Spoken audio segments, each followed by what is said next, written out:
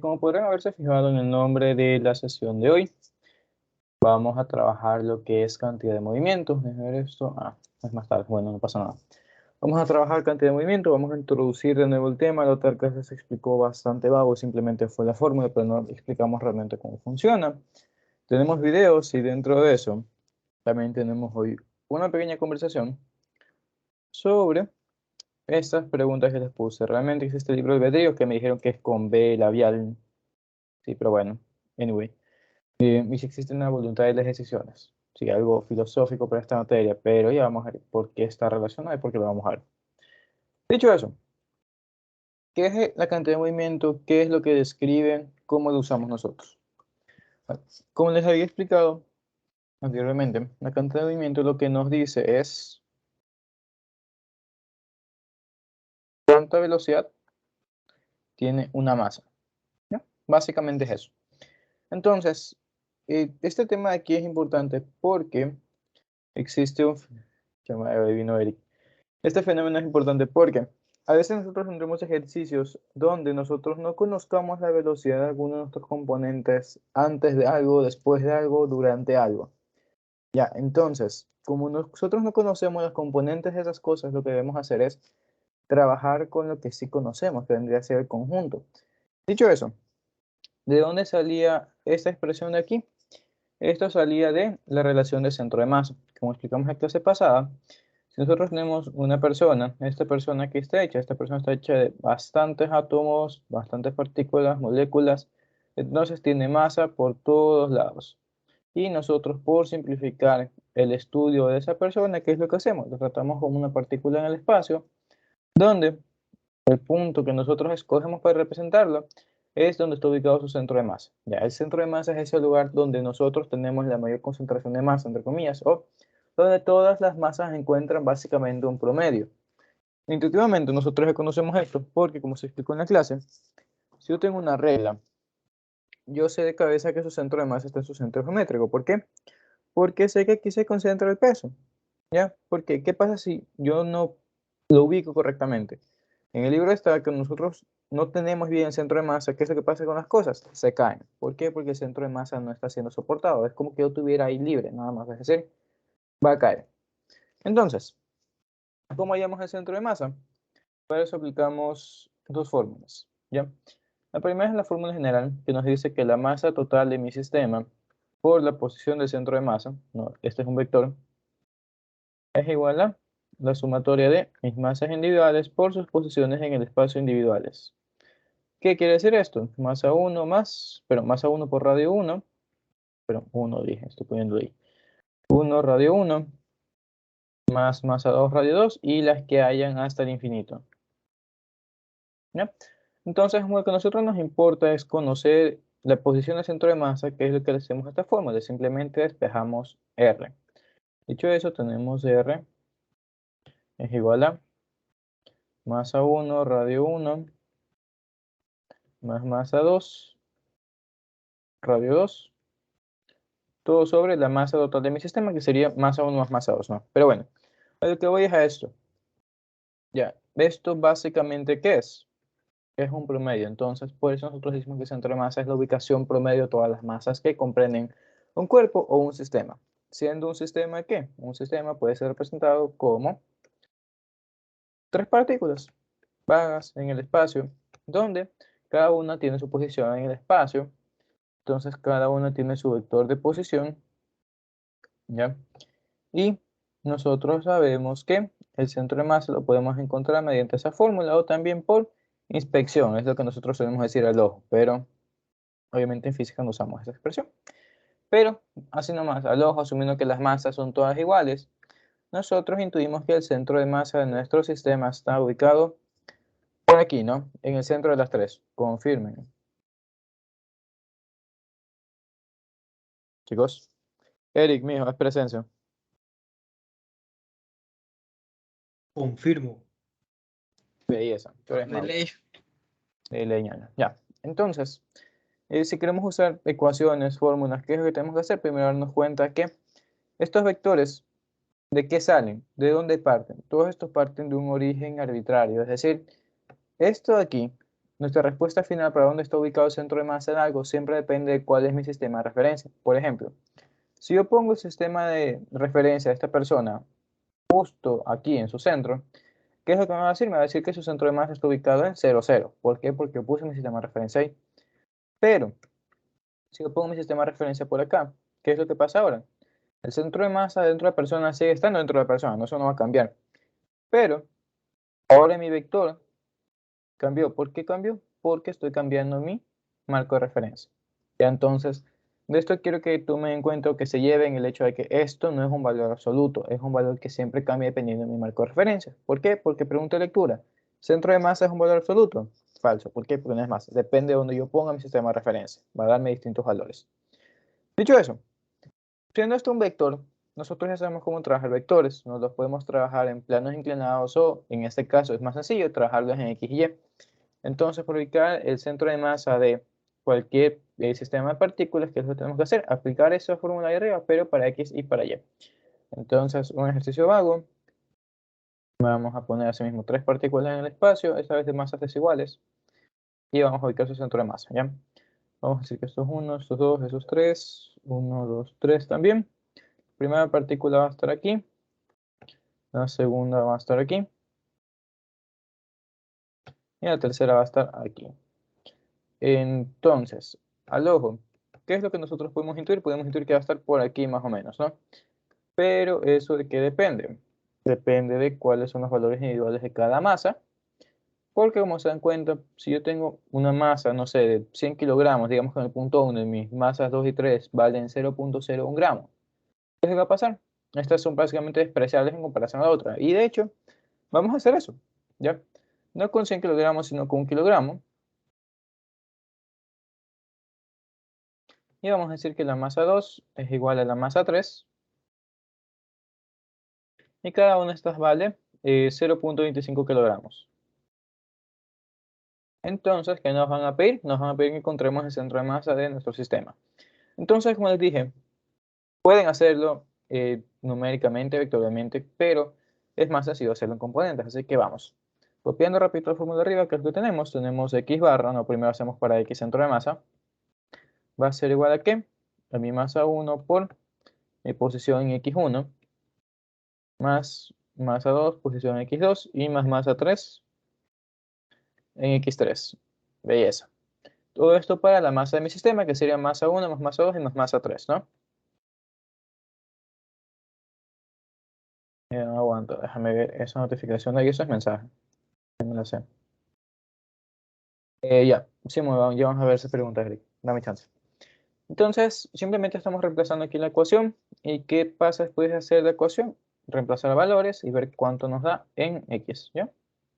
Ahora, lo que está preguntando Eric ahí es, ¿ese centro de masa siempre está en el centro simétrico de un sistema, se puede decir?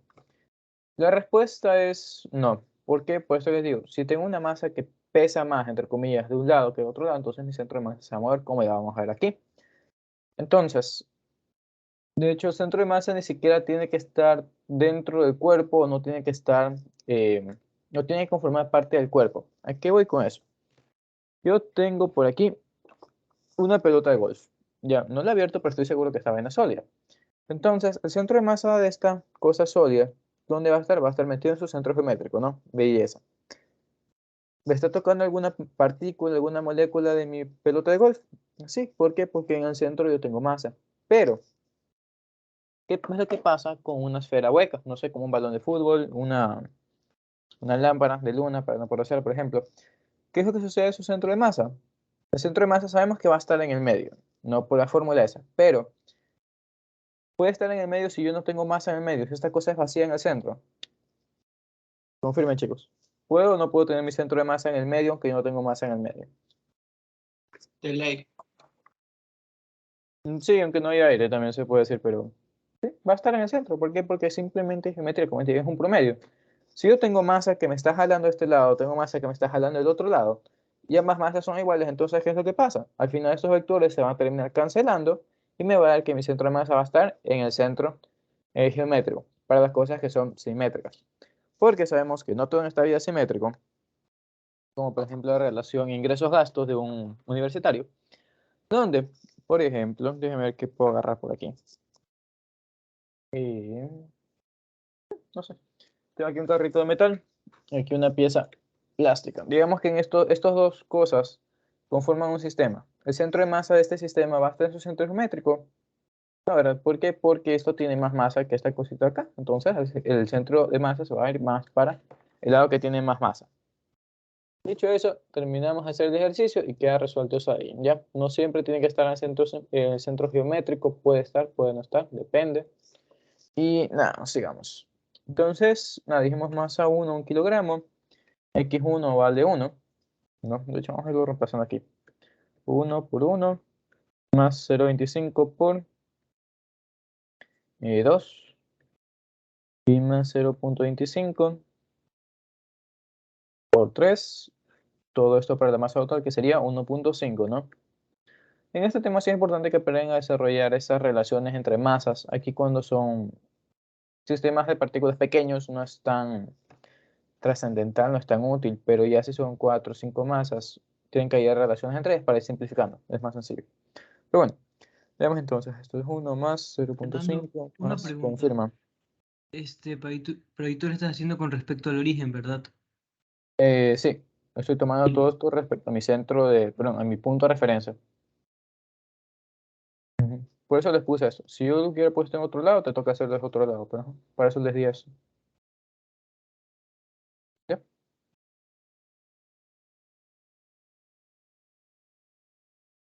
Asumo que estamos bien. El resultado de esto me da 1,5 metros. ¿Qué me quiere decir esto? Eso me quiere decir que mi centro de masa está ubicado, al menos en X, en 1,5 metros. ¿Y dónde están 1,5 metros? Eso está por aquí. Y como habíamos predicho, esto está más cerca de la masa más grande. ¿Por qué? Porque genera más, pesa más en la suma ponderada esta que estamos haciendo, porque no es más. Un promedio no es nada más que una suma ponderada. Ya son cosas que aprenderán poco a poco con el tiempo. Pero, ¿qué les digo? Tiene más masa que las otras, entonces va a traer más el centro de masa hacia ella. ¿Está entendido eso? Sí, Ahí eso. Entonces hacemos lo mismo para Y. YSM. No aplica la misma fórmula, pero en vez de reemplazar los datos con X con Y. Hacemos en la calculadora rápido, a ver cuánto nos da. Y podemos avanzar con la otra fórmula y luego vamos ya con cantidad de movimiento. Pero bueno, esto es 1 kilogramo por 3 metros más 2 kilogramos por 1 metro. Pero es 0,5, 0,25. 0,25 por 2 metros. No, 1, 1. Es lo que pasa cuando no anotan la ecuación. Se confunden como yo. Pero bueno. Y la última es 0,25 por 2. ¿Ya? ¿Qué nos dice esto ahora? Nos dice que en Y, el centro de masa está ubicado en 2,5 metros. Una vez más, esto respecto a mi sistema de referencia. Entonces, eso está por aquí. Y determinamos que ahí está mi centro de masa. ¿Entendido, chicos? ¿Preguntas?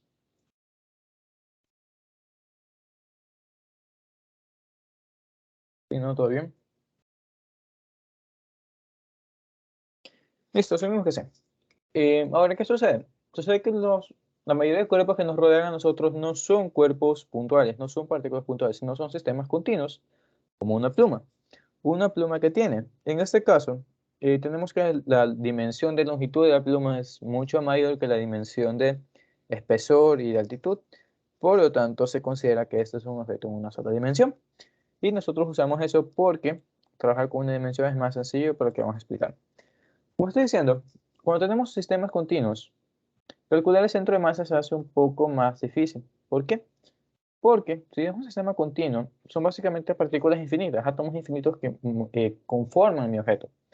Entonces, si nosotros estamos hablando de sumas infinitas, ¿de qué estamos hablando realmente, chicos? Ustedes que están viendo cálculo. ¿Qué es lo que pasa con esto si es una suma infinita?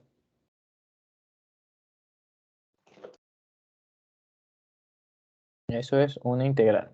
¿Ya? Entonces, tenemos que encontrar cómo desarrollar esta integral, ¿no? ¿Qué es lo que va adentro? ¿Cuál es mi función? ¿Cuál es mi diferencial? ¿Qué es lo que tengo yo que meter ahí? Entonces, para esto, tenemos que aplicar una relación sencilla.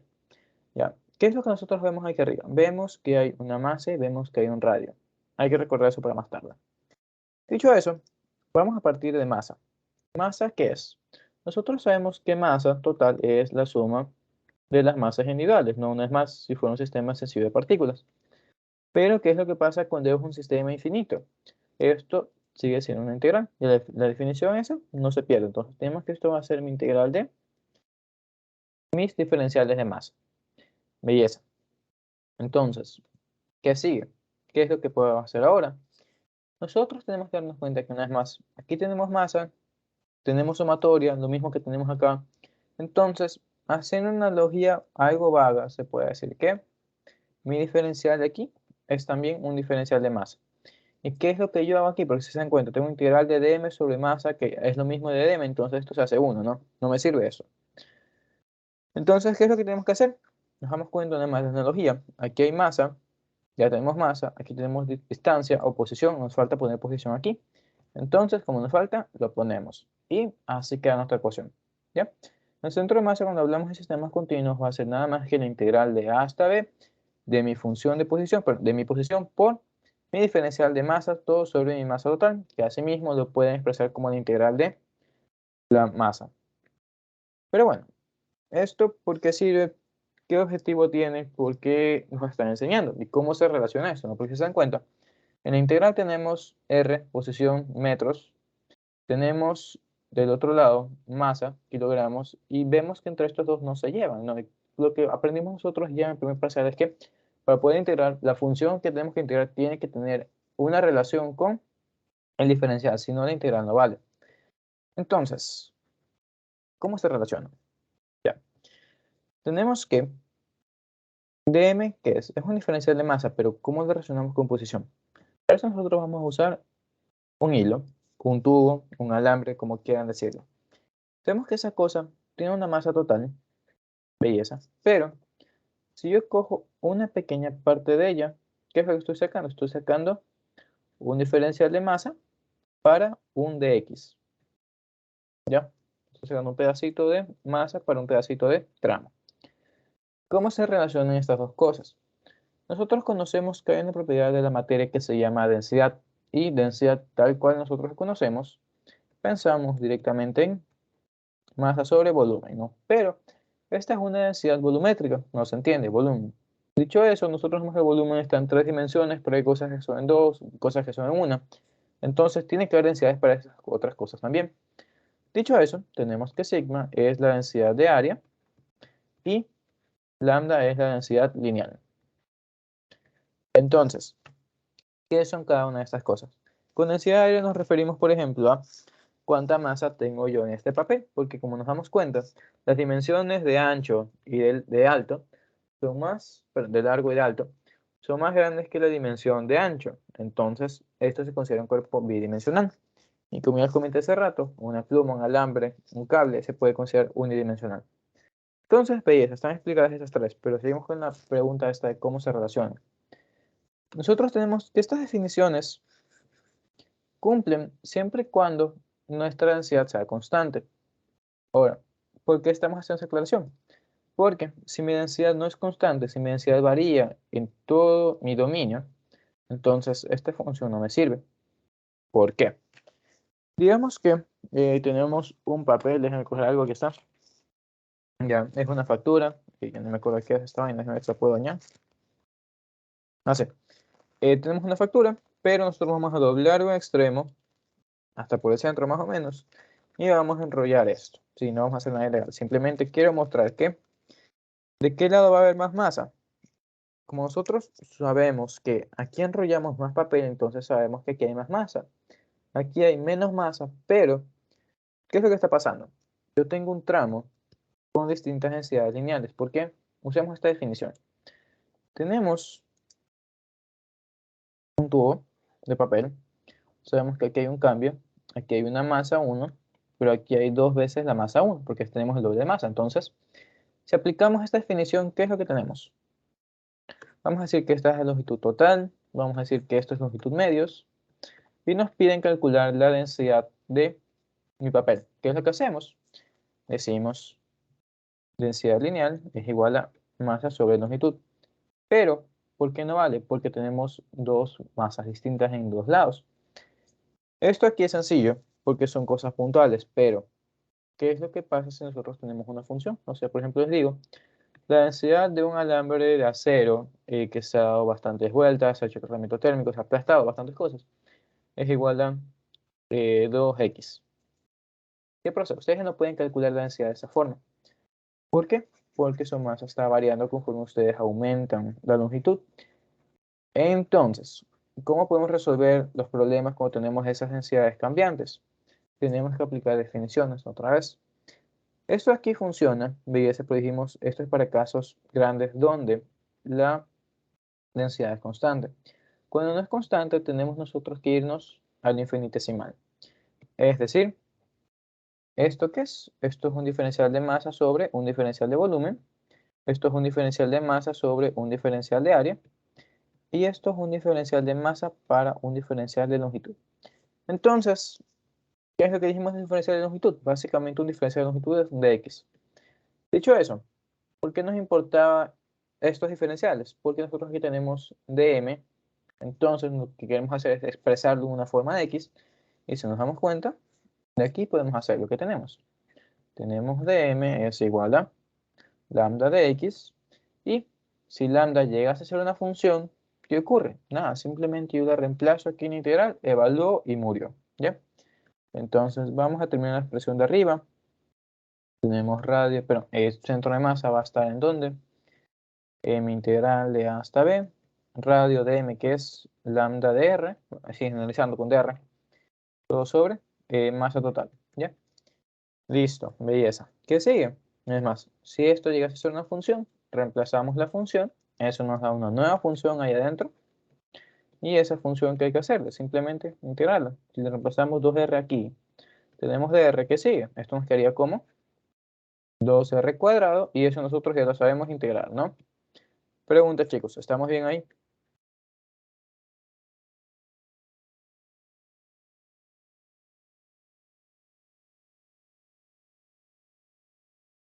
Espero que sí. Bueno, ahora, ¿qué representan este A y esta B?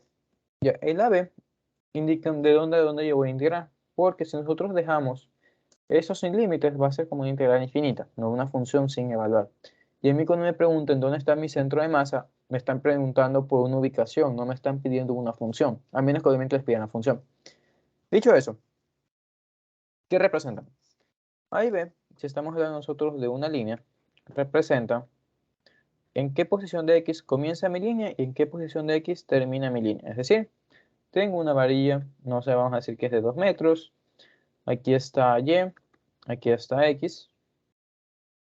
Y esto termina a los, no sé, vamos a decir que aquí está un 1,75 metros.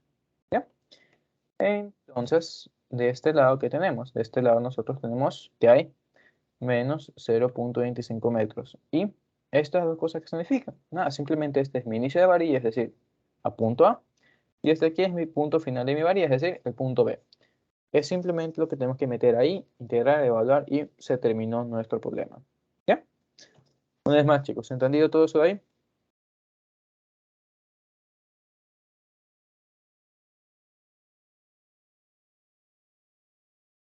Adiós. Bueno, asumo que sí. Nada, mientras carga eso de ahí, que íbamos a hacer un ejercicio. Ajá, chimo, tú sí sabes. Déjame ver, quiero ver el ejercicio que habían enviado. Bueno, ni modo, WhatsApp se demora. Déjame verlo aquí en el teléfono, ¿ya? Ya, resortes. Ya hacemos eso de resortes y volvemos a este tema. Sí, recuerden que eso era para introducir el tema nada más. Y listo. A ver, ¿qué es lo que teníamos? Ya. Dice que tenemos un bloque de 2 kilogramos, parte de reposo en un plano inclinado, tiene coeficiente de fricción que varía. Ah, ya, esta es de una función. Listo. Ya, a ver, matamos energía con esto y seguimos con cantidad de movimiento. Tenemos plano inclinado, masa de 2 kilogramos.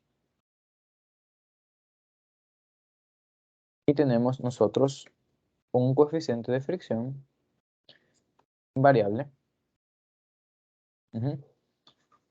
Mu k es igual a 0.123 por x, siendo x la distancia que recorremos de aquí para acá. Ya, es decir, es una función de exposición.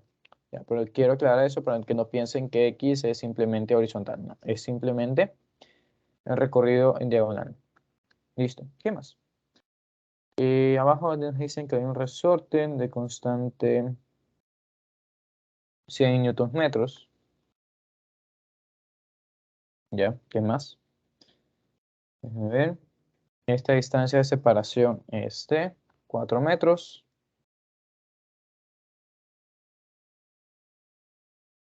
Listo, ¿y qué más? No, me parece. El plano, perdón, la inclinación de mi plano es de 30 grados. Y listo. Nos dicen que una vez el bloque llega al resorte, lo comprime y después de que el resorte se comprime a una distancia A, se detiene, se queda quieto. Entonces entonces nos piden calcular a nosotros cuál es esa distancia A. Es decir, se comprime el resorte una distancia A y ahí muere. Ahí se queda nuestro bloque y eso tenemos que encontrar. Entonces, pensemos primero, ¿qué es lo que va a comprimir al bloque? ¿Por qué lo va a comprimir al bloque? Nosotros sabemos que ese bloque de ahí, ¿qué es lo que va a comprimir el resorte? Nosotros sabemos que ese bloque de ahí lo que va a hacer es caer. ¿Por qué? Porque en este momento siente una fricción, pero es básicamente cero porque el coeficiente de fricción es súper bajo y aparte estamos evaluando en x0. Dicho eso, aquí básicamente no hay fricción, lo único que tenemos es peso hacia el centro de la Tierra, no, ya sabemos eso. Y también podemos decir que hay normal, pero eso no afecta a nuestro movimiento por ahora. Esto que quiero rescatar es que el peso en x, siendo x el plano inclinado, lo que va a hacer es jalarnos para allá, ¿no? Entonces nuestro bloque se va a querer mover. Listo. ¿Qué sucede? Nosotros sabemos que va a estar perdiendo altura. Por efecto de esta pérdida de altura va a estar ganando velocidad, ¿no? La transformación de energía potencial en energía cinética. Pero esta pérdida de energía, está bien, estamos conscientes de eso, pero además eso no nos molesta mucho. ¿Por qué? Porque va a llegar igualmente a tocar el resorte y luego lo va a aplastar ya. Entonces, lo que quiero que se entienda es que todo esto nace por energía. Entonces, nada chicos, ¿qué tenemos que hacer? Establecer punto A, punto B y hacer las ecuaciones de igualación, ¿no?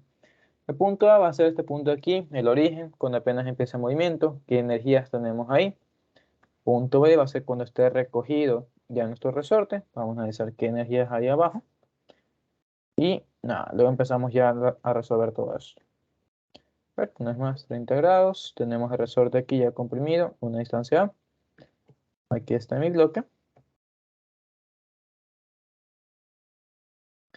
Y listo. Este es mi punto B. Belleza. Entonces, nada chicos, ¿qué procede? ¿Qué hacemos? ¿Qué creen ustedes? En el punto A, nosotros sabemos que hay una altura. No lo hemos averiguado, pero sabemos que existe una altura porque esto es un triángulo y está inclinado. Entonces, como hay una altura respecto a algo, nosotros sabemos que eso va a tener energía potencial gravitacional. En este caso, en el primer punto, no hay energía en el resorte porque el resorte no ha sido deformado, está tranquilo, está relajado. ¿Qué es lo que sucede en el punto B?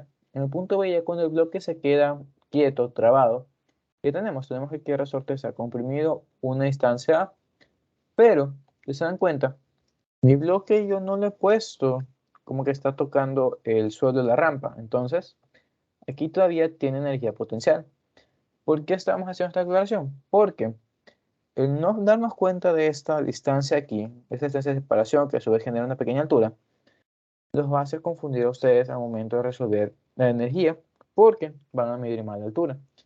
Dicho eso, ¿qué es lo que tenemos que hacer? Establecer que nuestro punto más bajo, ¿dónde va a ser? Donde y es 0, es decir, si mi partícula llega hasta aquí, entonces yo hago y igual a 0 desde ahí. Y así a mí no me importa la altura que yo siempre voy a tener por culpa de resorte. Dicho eso, belleza. Sabemos que nuestro punto de y igual a 0 está al final del resorte. Ahora, ¿qué tenemos aquí? Si nosotros queremos calcular la altura de nuestro bloque, ¿qué procede? Nada, es un triángulo, tiene hipotenusa 4 metros, ángulo de 30. ¿Qué hacemos? Aplicamos seno de 30, ¿no? Entonces sería 4 seno 30 nos da, que esta altura vale 2. Entonces, nosotros nos vemos tentados a decir que la energía en el punto A va a ser gravitacional en A, y eso está bien, pero lo que está mal es decir que la energía gravitacional en A es igual a masa gravedad por 2. ¿Por qué está mal decir eso? Porque nosotros tenemos que sí, la altura igual a 0 la tomamos cuando resorte, pero lo tomamos en la punta de resorte, pero eso es cuando el resorte está comprimido. Es decir, a nosotros nos falta sumarle este pequeño pedazo de altura. ¿Ya? ¿Está entendido, chicos? Ahí también se forma otro triángulo. En ese caso tenemos triángulo de diagonal A.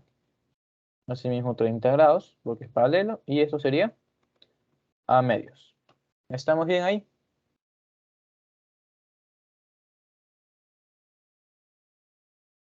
Chicos, Eric, mijo, ayúdame.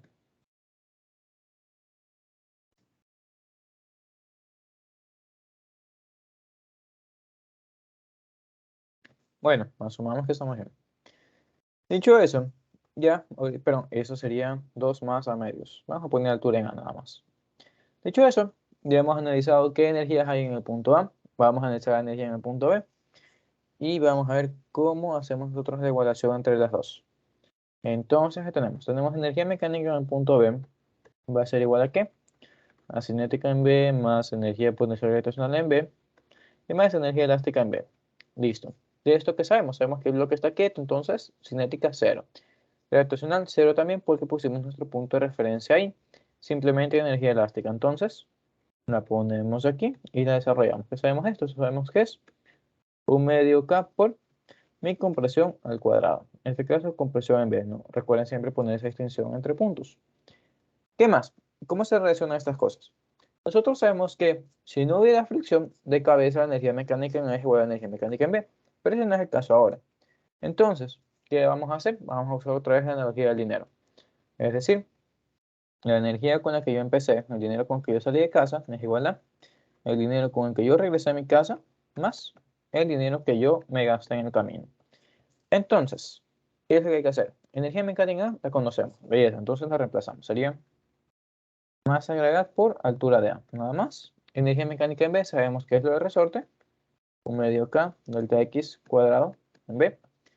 Y el trabajo de fricción que ocurre ahora. Nosotros sabemos que ahora esto ya no es fricción por desplazamiento, o en este caso posición. ¿Por qué no funciona este concepto, se puede decir? Esto ya no funciona porque esto solo funcionaba cuando la fricción era constante. Constante dentro de ¿qué? ¿Por qué? Porque tenemos que aplicar la definición. Trabajo que es igual. Nosotros sabemos que trabajo es igual a la integral de fuerza punto diferencial de desplazamiento o de posición. Entonces, ¿qué es esto? Es una integral. ¿Qué es lo que tenemos aquí? Tenemos que mi fricción depende de mu, y a su vez mu depende de la posición, y por lo tanto tenemos que todo esto es variable, es decir, es una función que nosotros tenemos que integrar. Dicho eso, simplemente reemplazamos aquí en la ecuación, tenemos que esto va a ser mu kn, ¿por qué? Por dr, en este caso vamos a reemplazar por un dx. Sabemos que ambos están en el mismo sentido, pero están en sentido contrario, pero según nuestro análisis, y los que son nuevos, pues les toca ver las grabaciones cuando recién empezamos energía. Según nuestra fórmula aquí, el trabajo ya se considera positivo porque ya sabemos que es un gasto. ¿Sí? Simplemente eso. Dicho eso, ¿qué sigue? Sabemos que esto es igual a mu por 0.123 x normal por dx. Entonces nos damos cuenta que hay algunas cosas que son constantes, entonces salen de la ecuación y simplemente nos queda resolver lo que está ahí adentro, que sería integral de x de x desde mi punto A hasta mi punto B, siendo mi punto A mi origen, es decir, 0, y el punto final, la distancia que yo recorrí hasta detener el bloque, que sería 4 metros más A. ¿Estamos bien, chicos? Sí. Bellas. Perdón, aquí me falta la normal por afuera. Ajá. Y no, vamos a ver esto expresado una vez. De ahí calculamos la normal y terminamos el ejercicio. ¿Ya? Sería x cuadrado sobre 2, ¿no? Nada más. Ajá, evaluado entre 0 y 4 más A. Belleza. Dicho eso, ¿qué sigue? Nada, calcular normal. En este caso es un plano inclinado. Ya sabemos cómo trabajar eso. Sabemos que, porque vamos a poner a X', aquí a Y'. Tenemos nuestro bloque que está ahí acostado. Tenemos pesos al centro de la Tierra. Nosotros tenemos que aquí está el ángulo de 30 grados y por lo tanto está aquí también, ¿no? La reflexión de ángulos. Belleza, ¿qué más está? Está la normal. Y recuerden, no se supone que esto es preparativo para la lección, entonces tienen que hacer todo esto formal. Decimos entonces sumatoria de fuerzas en Y' es igual a 0. Estamos en equilibrio ahí, no se mueve. Positivo por arriba. Normal menos peso en Y' es igual a 0. Normal es igual a peso coseno de ángulo. Listo. Entonces reemplazamos eso aquí abajo y terminamos. Si simplemente falta evaluar. ¿Ya?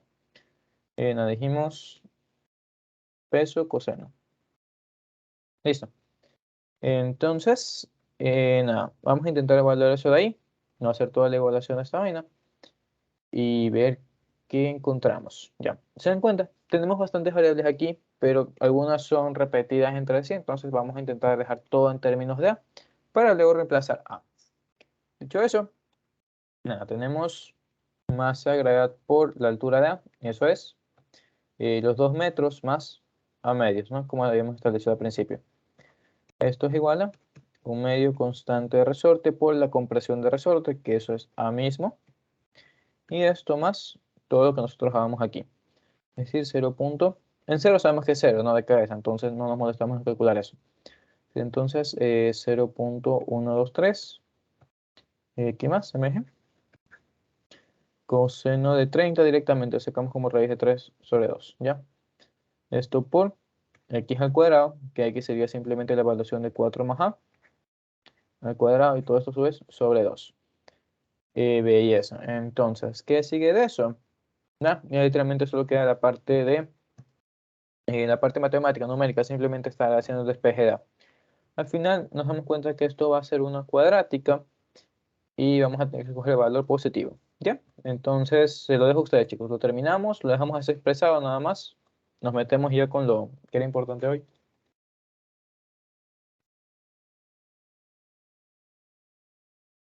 Sí, ¿no? Confirmo. ¿Qué confirmas?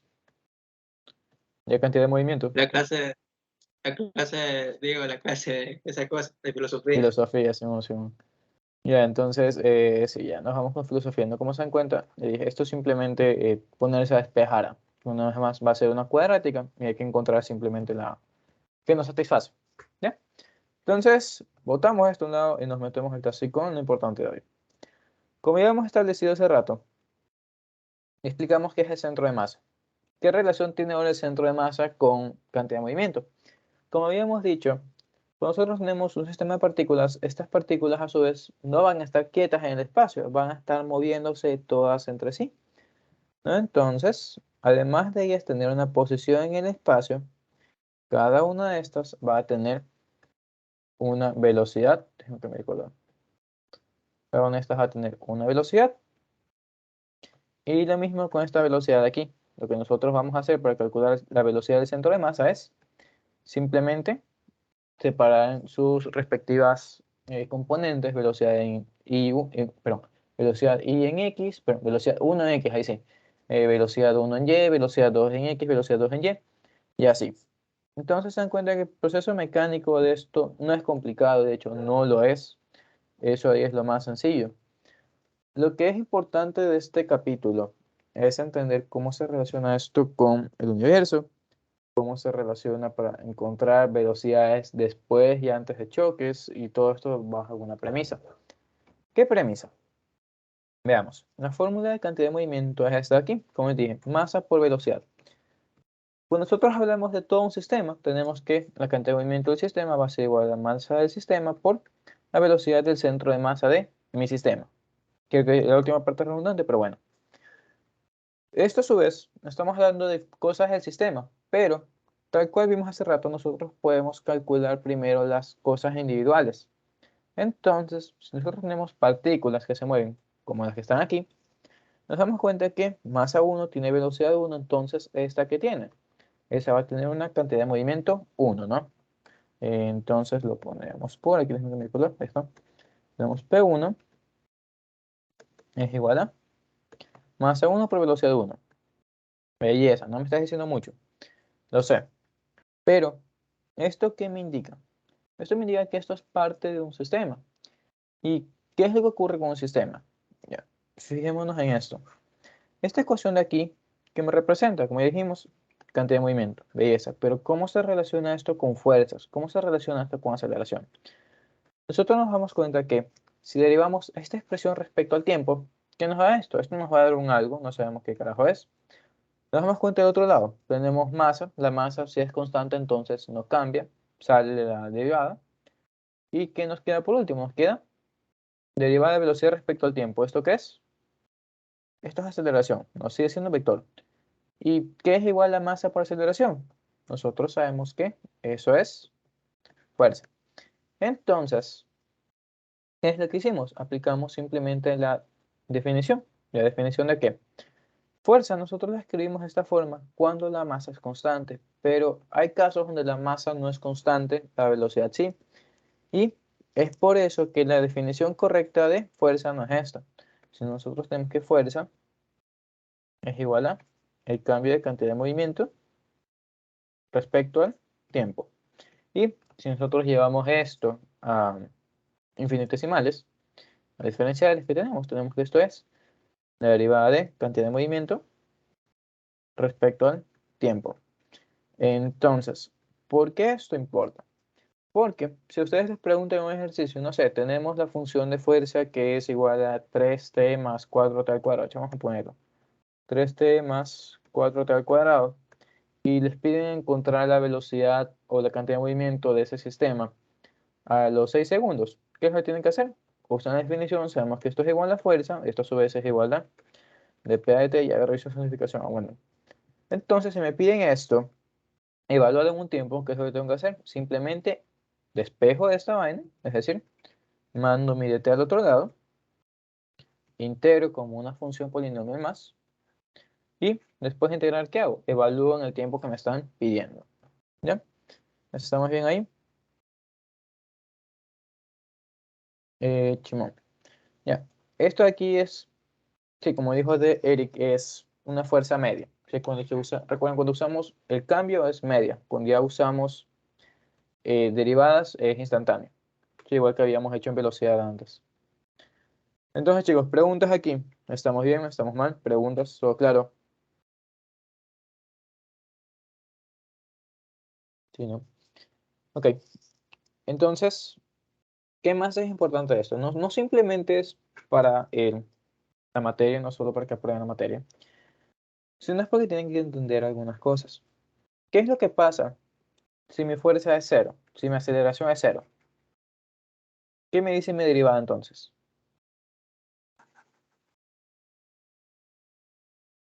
Pues chicos, ¿qué pasa si mi derivada es cero? ¿Qué indica eso? No recuerden, derivada cero, cuando la obtenía, cuando yo derivaba una constante, es decir, si mi derivada es cero, ¿eso qué implica? Eso implica que mi cantidad de movimiento es constante. Ya, y como estamos hablando de un sistema, lo que queremos decir es que si yo tengo al inicio un carrito que se mueve a la derecha y luego este carrito choca otro carrito, entonces, ¿qué es lo que va a pasar? Como yo no le metí fuerzas, como yo no estoy acelerando mi sistema, entonces la cantidad de movimiento inicial va a ser igual a la cantidad de movimiento final. Y por eso se dan cuenta que los dos se mueven en la misma dirección. Entonces, quiero rescatar esto porque esto, una vez más, sigue siendo un vector. Entonces, como esta vaina es un vector, ¿qué es lo que queremos decir? Si yo tengo que un objeto se está moviendo a la derecha al inicio y sin intervención de fuerza, simplemente esta cosa explota en dos pedazos, no uno va a ir a la derecha, uno va a la izquierda, ¿hacia dónde tiene que resultar mi cantidad de movimiento final, chicos?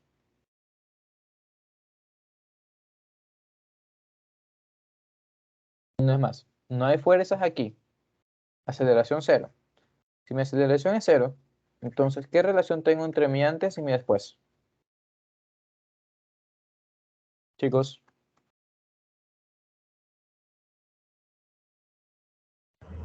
Es constante. En efecto, lo de arriba es constante. Entonces, ¿cómo podemos interpretar esto? ¿Qué ecuaciones nosotros podemos sacar? Vamos a empezar a darle valores a las cosas. Vamos a decir que esta pelota de aquí vale, no sé, se me ocurren 3 kilogramos. Vamos a decir que esta pelota, pero este pedazo de pelota vale 1 kilogramo y esta de aquí vale los dos restantes. No hay, les toca usar matemática simple. ¿Qué más? Vamos a decir que la velocidad inicial de mi sistema aquí a la derecha es de 4 metros por segundo. Y después, ¿qué ocurre? Déjenme pensar. ¿Puedo sacar una relación? Si es que no quiero dejar las cosas tan fáciles. Para no simplificarlo más, vamos a decir que esto es velocidad 1 y esto es velocidad 2. Entonces lo que vamos a hacer es encontrar cuál es el valor de mi velocidad 1 y cuál es el valor de mi velocidad 2. Entonces, ¿qué es lo que hacemos? Primero establecer lo único que conocemos, una cantidad de movimiento constante. Entonces decimos cantidad de movimiento inicial o antes del choque es igual a mi cantidad de movimiento final. Belleza. Recordemos una vez más, estas cosas son vectores y en este tema más que en ningún otro es bastante importante que conserven siempre la identidad de sus signos. Ya veremos por qué más adelante cuando sea época de exámenes. Dicho eso, cantidad de movimiento inicial, ¿qué es? Va a ser igual a la masa de mi sistema por la velocidad de mi sistema. En este caso mi sistema es un solo objeto, entonces es simplemente masa 1 por velocidad inicial. Ya, vamos a poner masa inicial, ya para no confundirnos con 1 y 2, que lo vamos a usar acá. ¿Qué más? ¿Qué me falta definir aquí? Aquí no hemos dicho nosotros qué lado es positivo, qué lado es negativo, entonces tenemos que hacerlo. Y dicho eso, decimos por la derecha positivo, y así no nos complicamos la vida. ¿Ok? Y eso. ¿Qué más? Nosotros sabemos que del otro lado tenemos una masa 1 por una velocidad 1 más una masa 2 por una velocidad 2. Entonces, aquí nosotros tenemos dos caminos. ¿Ya? ¿Cuáles son los dos caminos a seguir? Si ustedes saben de cabeza que la una masa se está yendo a la izquierda y eso va en contra de su sentido de positivo, entonces le ponen el signo negativo por delante. El otro camino es hacerse los locos y al final nos va a dar que la velocidad de 1 es negativa. ¿Y eso qué significa cuando hablamos de vectores? Como hemos hablado bastantes veces, el que me da algo negativo simplemente indica que esa vaina no la coge en la dirección correcta, sino que tenía que ser al sentido contrario. ¿Ya? Dicho eso, vámonos con el signo positivo para explicarles eso, no que nos va a ser negativo luego. Y listo. ¿Qué sigue aquí? Lo único que podemos hacer por es reemplazar las masas, ¿no? Entonces, vamos a hacer eso y ver qué ocurre, al menos para la primera parte, ¿ya? Tenemos que la masa total es de 3 kilogramos, velocidad es de 4, entonces nosotros sabemos que nuestra cantidad de movimiento inicial y final son ambas iguales a 12 kilogramos metros sobre segundos, ¿no? Recuerden las unidades. Tenemos masa por velocidad, esto es kilogramo metro segundo. ¿Ya? Belleza. ¿Qué sigue? ¿Qué más podemos hacer nosotros? Si ustedes reemplazan las velocidades, si ustedes reemplazan las masas directamente, está bien, pero van a tener complicaciones luego. ¿Por qué? Porque se dan cuenta, esta es una ecuación con dos incógnitas. Entonces nosotros necesitamos mínimo dos ecuaciones para resolver este sistema. Dicho eso, ¿qué otra ecuación nosotros podemos hallar? ¿Qué otra relación nosotros conocemos? Nosotros conocemos que, ¿qué es lo que ocurre con la relación masa 1 masa 2? ¿Cuál es más grande?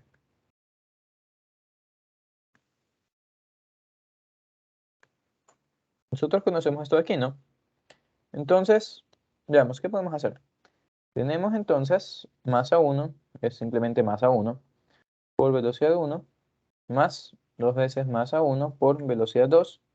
Entonces, ahorita sí podemos reemplazar esto, o podemos mandar a otro lado a dividir, y veo que caí una trampa yo mismo. Ya.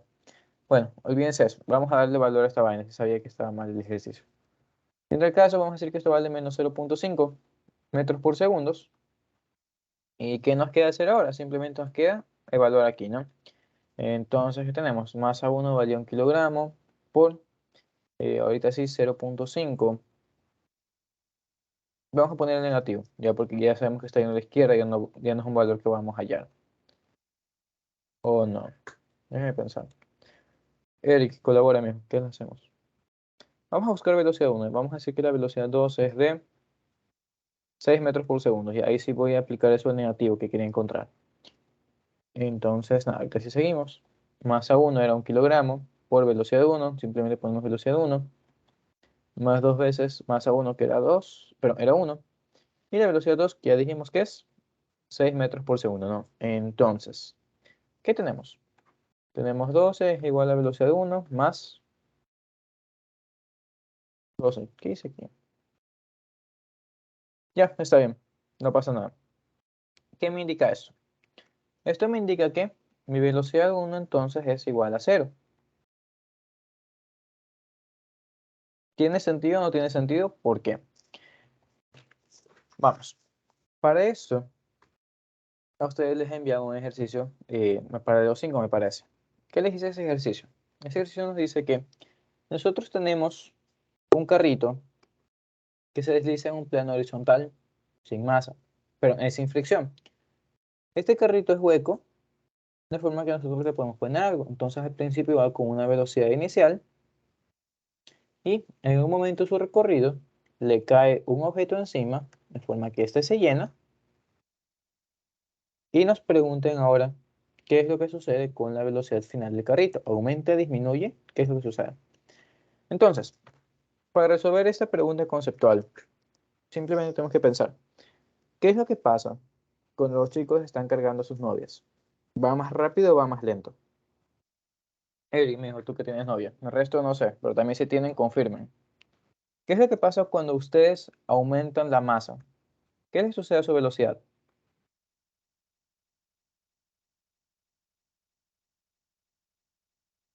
Chicos, Disminuye. ¿por qué disminuye? Porque estamos conservando la cantidad de movimiento. Entonces, la única forma en la que mi sistema de aquí conserve su cantidad de movimiento, ¿qué pasa? Si esta vaina, este bloque solito, ya tiene 12 kilogramos metros por segundo, que son iguales a los 12 metros por segundo, 12 kilogramos metros por segundo que tenía al inicio, entonces, ¿eso qué me obliga? Eso me obliga a que este man de aquí se quede en cero. ¿Qué significado le podemos dar a eso? Ya se me ocurrió un ejemplo de esto. Ya esos son los videos que tenemos para más luego. Y, ¿cómo se llama esta película? La de las emociones, chicos, la de esta de Riley, intensamente, ¿ya? Intensamente. ¿Cómo se llama el elefante?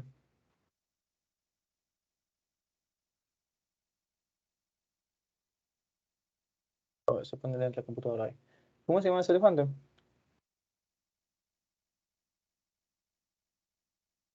Oh, confirme. Bing bong. Ya. Google. Bien, vamos a ponerle escena trineo. Lo que vamos a estar mostrando aquí. Vamos a mostrar básicamente esto. Ya, olvídense que es una bala que se parte. Este es Bing Bong con la pelada, eso no me acuerdo cómo se llamaba. Era Felicidad, ¿no? Felicidad, ajá. Está con Felicidad y aquí Bing Bong se suelta. ¿Para qué? Para que ella tenga más impulso. Porque eso es algo que nosotros también tenemos que ver más luego. ¿Sí? ¿Qué es el impulso y cómo se relaciona con este tema? Entonces, vamos a mostrarlo por aquí. Déjenme quitar eso. No sé por qué está lento hoy, pero bueno. Y vamos a buscar la parte final. Ya, ahí le dice yo la una por mis belleza. Entonces, ¿qué es lo que está pasando? Ambos están ganando energía, belleza. Ambos tienen una cantidad de movimiento justo antes de saltar. Pero, ¿qué es lo que hace él? Se queda con velocidad igual a 0 para que ella tenga todo el resto del impulso. Es decir, él está haciendo que ella tenga esos 6 metros por segundo. Y con eso ella puede salir del valle. Otra forma de verlo es, digamos que en este caso, Bing Bong no saltaba. Bing Bong seguía adelante, pero el man seguía con una velocidad de 1 metro, vamos a ponerlo así. Entonces, si el man tiene una velocidad de 1 metro, ¿qué velocidad debe tener Felicidad ahora? No sé que el gigante se puso algo estúpido, pero tengan paciencia, si este tema es complicado, es molestoso y como se dieron cuenta, está en el tema de la charla de hoy, es trascendental en bastantes cosas, hasta en una película de Disney. Entonces, nada, mucha palabrería. déjenme quitar esta vaina, sabemos que es masa 1, esto es masa 2. Entonces, estamos diciendo, si mi velocidad 1 es igual a 1, ¿cuánto vale mi velocidad 2 para que mi sistema cumpla? Eso tendría que ser igual a ¿qué? Tenemos entonces que esto se hace 11 es igual a 2 veces velocidad 2, por lo tanto mi velocidad 2 va a ser igual a 5.5 metros por segundo. Perdón, sí, metros por segundo, estamos en metros. Estamos hablando de velocidad, perdón. Entonces, ¿a qué voy con esto? Voy a que ese man seguía también con ella, entonces su velocidad debe disminuir. ¿Por qué? Porque la cantidad de movimiento del sistema se tiene que conservar. Dicho esto, es por eso que existe esta relación de la tercera ley de Newton. Por ejemplo, los que tengan sus sillas con ruedas, yo no lo hago ahorita, los que tengan sus sillas con ruedas, salten de la silla de ruedas para el frente, apoyándose en la base de la silla. ¿Ya? ¿Qué es lo que le va a pasar a ustedes? ¿Qué es lo que le pasa a la silla? Nos vamos en dirección contraria. ¿Por qué? Analicemos el sistema persona-silla. Al principio, no, espero que sí lo estén haciendo, tenemos la silla ahí, tenemos las patitas estas con las ruedas, estamos nosotros arriba sentados, ¿no? ¿Ok? Si estamos sentados, no nos movemos con respecto a nada, ¿cuál es la cantidad de movimiento de nuestro sistema? Sabemos que si es el sistema, entonces va a ser la masa de la persona por la velocidad de la persona más la masa de la silla por la velocidad de la silla, ¿no? Belleza. De hecho, déjenme quitar esto de aquí. Vamos a poner como cantidad de movimiento total. Si ambos estamos quietos respecto al suelo, entonces, ¿qué sucede con esto? Ambas son 0, ¿no? Ok, belleza. Da interesante. Pero, ¿qué es lo que pasa una vez que ustedes saltan? Eso va a ser esto, pero final, ¿no? Esto es inicial. ¿Qué es lo que pasa cantidad de movimiento total final? Nosotros sabemos que la persona se va a mover para el frente, la silla se va a mover para atrás. Entonces, tiene que haber una compensación. ¿Qué queremos decir con esto? Tenemos que la masa de la persona, y vamos a dar de valor a estas cosas. Vamos a decir que la velocidad de la persona es de, no sé, se me ocurre 3 metros por segundo para adelante, más la masa de la silla por la velocidad de la silla. Vamos a decir que la masa de la persona es de unos 70 kilogramos. Y la masa de la silla es de 10 kilogramos. Ya una silla bastante sencilla. Entonces, ¿cómo ustedes pueden determinar la velocidad de la silla con la que va a salir? No, no es más, intenten hacerlo ustedes, sino también, esta es la razón por la que cuando ustedes están en una patineta y saltan de la patineta se va para atrás. ¿Ya? ¿Por qué? Porque al inicio todo esto es cero. Si nosotros no le metemos fuerzas externas a nuestro sistema, entonces esto al final me da igual qué configuración interna tenga. Es decir, esto puede ser 3, esto puede ser 9, esto puede ser un quinto, esto puede ser 200. A mí no me importa qué valores lo tenga dentro, siempre y cuando la suma de estos dos me dé 0. Entonces, ¿qué es lo que vamos a tener ahí? Si esta suma tiene que darnos 0, ¿qué quiere decir eso de la velocidad de la silla? Tenemos entonces velocidad de la silla es igual a menos 3 veces la masa de la persona, que es 70, sobre la masa de la silla, que es 10. ¿Qué nos quiere decir eso? Esto nos quiere decir que la velocidad de la silla va a ser de menos 21 metros por segundo. ¿Y esto qué nos indica? Esto nos indica que la silla se va a alejar de nosotros a 21 metros por segundo. ¿Y se aleja por qué? Porque estamos yendo en distintas direcciones, o mejor dicho, en distintos sentidos. ¿Ya? Ahora, ¿qué más aplicaciones tiene esto? ¿Cuál es la forma más vaga en la que pueden interpretar todo este sistema aquí, todo este tema? Nosotros sabemos que cantidad de movimiento es masa por velocidad. Belleza. ¿Qué pasa si mi sistema aumenta, entre comillas, la masa? Nosotros ya intuimos que vamos a ir más lento, ¿no? Como cuando cargamos a nuestras parejas, a nuestros hermanos, a nuestros gatos, lo que sea. Cuando estamos levantando más peso, cuando levantamos la masa, nosotros sabemos que vamos a ir más lento. Y el caso contrario también, ¿no? Si perdemos masa, entonces vamos a ir más rápido. ¿Por qué? Porque esto tiene que permanecer constante cuando no hay fuerzas externas. Entonces, notes eso. Cuando fuerzas externas es igual a 0, nosotros tenemos que esto se cumple. Esto va a ser constante. ¿Por qué hago énfasis en eso? Porque cuando esto no permanece constante, una vez más, recordemos, todo esto es el sistema. Cuando esto no permanece constante, entonces, ¿qué ocurre? Nosotros sabemos que lo que es inicial va a ser diferente a lo que va a ser al final. ¿Por qué? Si mi sistema está acelerando, entonces, no sé, veamos. Pensemos en un carro. y para simplificar el carro, un bloque. Este carro se mueve a 10 metros por segundo. Ya está yendo lento. Y tiene una masa de, vamos a poner 10 kilogramos también, algo sencillo. Entonces, si les piden calcular la cantidad de movimiento inicial de ese sistema, ¿qué es lo que vamos a tener? Vamos a tener que cantidad de movimiento inicial es de 100 kilogramos metros por segundos. ¿Ok? Belleza. ¿Qué sigue? Si este carro está acelerando a razón de, no sé, 2 metros por segundo, si les piden que calculen la velocidad después de 6 segundos, ¿qué vamos a tener? Vamos a tener que velocidad final es igual a velocidad inicial más aceleración por tiempo, donde esto es 10 más aceleraciones, dije 2, ¿no? Por 6 segundos, entonces, ¿qué nos queda? Nos queda que su velocidad final es de 22 metros por segundo, entonces su cantidad de movimiento final va a ser de 220 kilogramos metros por segundo. ¿Por qué ahora no cumplió esto de que si aumenta una cosa, la otra disminuye? Porque la palabra clave está aquí, aceleramos. ¿Cuándo un sistema acelera? Un sistema acelera cuando se siente sometido a una fuerza externa. Entonces, así mismo, para el control de lectura, si les preguntan, ¿la cantidad de movimiento siempre se conserva?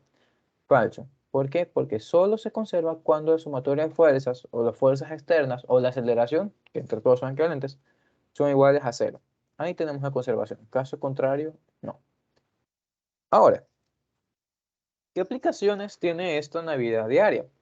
Aparte de hacer una escena de una película que es bastante mala, tenemos que esto se aplica, bueno, aguanta se reinicio esa vaina. Esto se ha aplicado para salvar vidas. ¿En dónde? Ya este fue un video que vi hoy, la verdad es que lo vi ignorado por bastante tiempo, pero es de cómo las barreras de contención, estas de tráfico, ya no matan personas. ¿Por qué? Porque ahora son más seguras. ¿Por qué son más seguras? Porque aquí se muestra un ejemplo.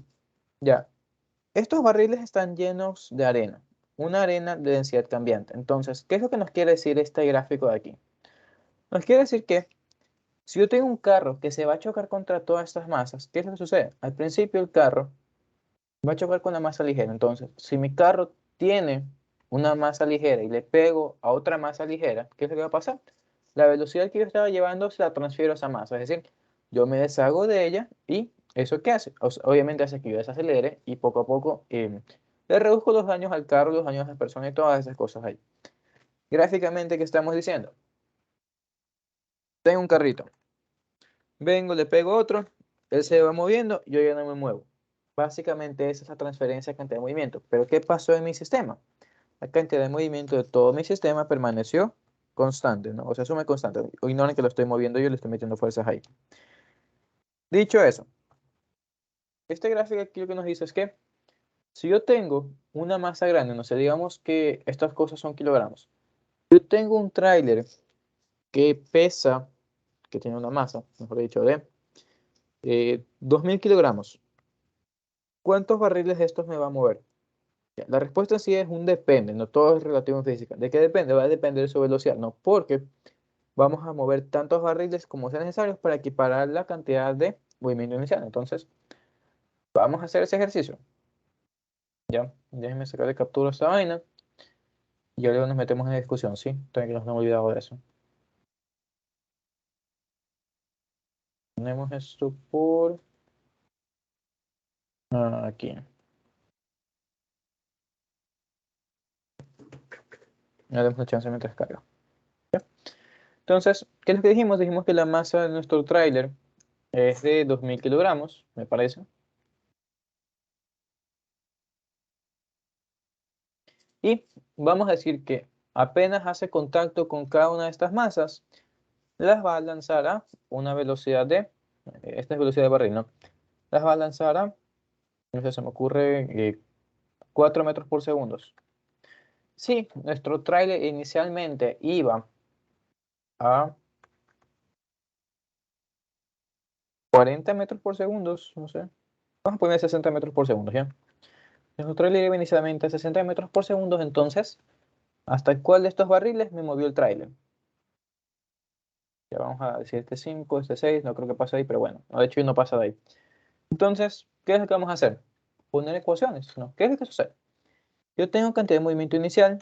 ¿Quién se mueve al inicio? Al inicio solo se mueve el tráiler, ¿no? Entonces, masa del tráiler por la velocidad inicial de mi tráiler. Belleza. Al final, ¿qué tengo? Si se supone que yo quiero detener mi tráiler, entonces, ¿qué es lo que le pasa a mi cantidad de movimiento final? Nosotros sabemos que cantidad de movimiento final es igual a ¿qué?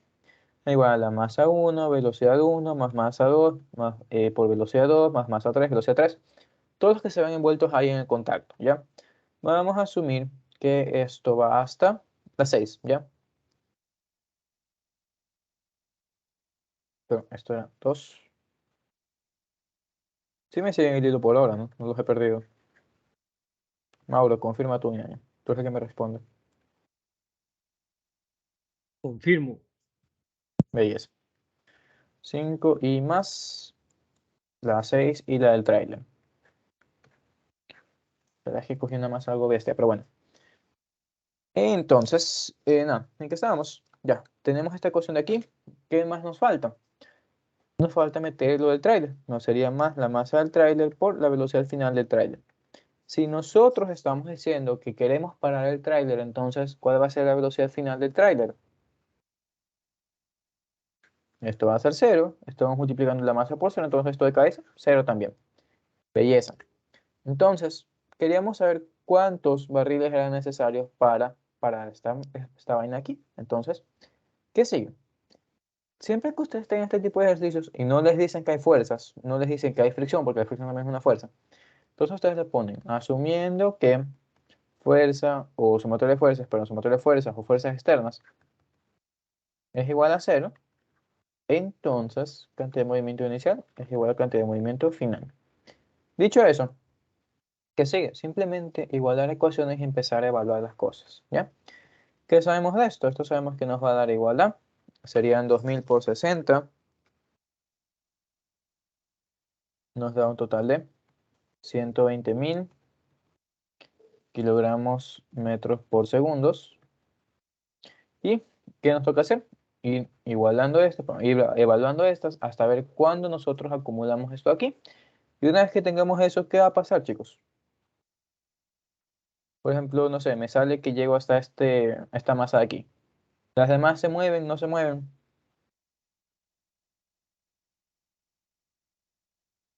Las demás no se mueven. Ujú, no se van a mover. ¿Por qué? Porque tú ya lo paraste antes, ¿no? Ahí se quedó con tu cantidad de movimiento. Entonces, nada, tenemos aquí 800. Creo que de hecho me fui de cabeza, muy largo. Vamos de un cerito esta vaina, ya. Que un día me va a pasar como en los ejercicios ayer de resorte, me voy a ir de cabeza, no pego. Pero bueno, entonces tenemos aquí 800 para el primero. Sabemos que 800 no es igual a 12.000, entonces no lo detiene, todavía le falta. Vamos con el siguiente es de 400. Déjenme arreglar esto, ya. Esto va a ser de 1600. Todavía no lo aguanta. El otro es la misma masa, misma velocidad, entonces también son 1600. El cuarto ya es de 700 kilogramos, entonces sería 700 por 4. ¿Cuánto nos da eso? Nos dan 2800. ¿Y ya cuánto vamos aquí al acumulado? Sería 2400. Y estamos aquí en 4000, ¿no? 4000. Y con este 6800. Y ya nos falta mucho, ¿no? 6800. El siguiente también es de 700 kilogramos. No es más, todos salen a 4 metros por segundo. Entonces también son 2800 más. Este aquí lo mismo, 2800 más. Y tenemos que ver si ya terminamos con eso, ¿ok? Entonces, nada, 6800 más 2 por 2800 y nos da, en efecto. Cuando nosotros hayamos movido todo el sexto barril, ¿eso qué nos indica? Nos indica que hemos tenido 12.400 kilogramos metros por segundo. Entonces, ¿cumple la hipótesis? Sí, no. La respuesta es que es un a medias. ¿Por qué? Porque nos damos cuenta que si movemos todo el barril 6, nos estamos excediendo con 400 kilogramos metros por segundo. Entonces, es como que ustedes vayan a la tienda, no sé, con $5 y regresan con un televisor. No vale, no, se excedieron. Entonces, ¿qué sucede? Sucede que ya del último barril, el barril 6, nosotros no hemos sacado los 700 kilogramos arena que hay ahí, sino, no sé, habremos sacado unos 600, ya, a la cantidad que cumpla esta ecuación de aquí. ¿Está entendido eso?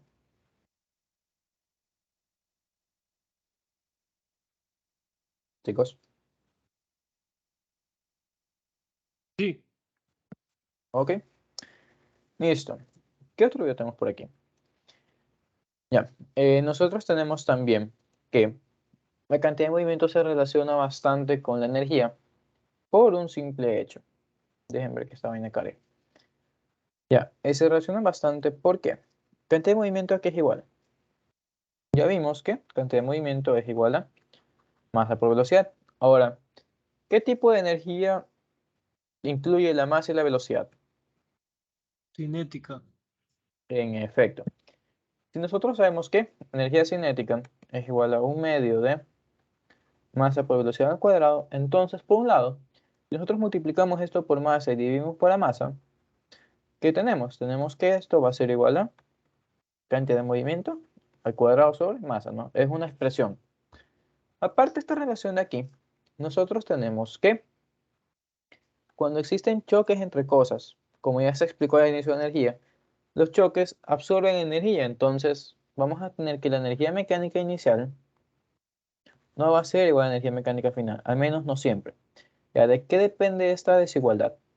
Nosotros decimos que la energía mecánica inicial es igual a la final cuando es un choque elástico. ¿Qué implica un choque elástico?